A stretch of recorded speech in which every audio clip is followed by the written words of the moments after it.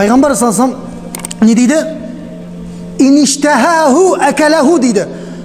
Алдына тамақ алып келген кезде көңілі тартып тұрса жейтін еді дейді.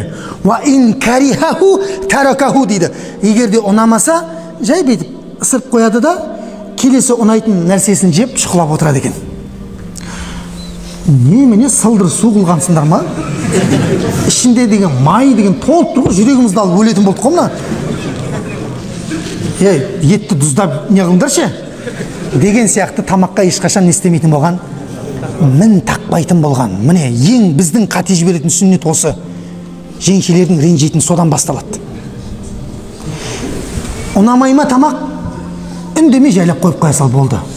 Ұнаған тамағыңды же дейді. Міне осы сүннетті біліп алыңыздар. Білетін бе едіңіздер бұны? Я дейді, енді айтпайсың.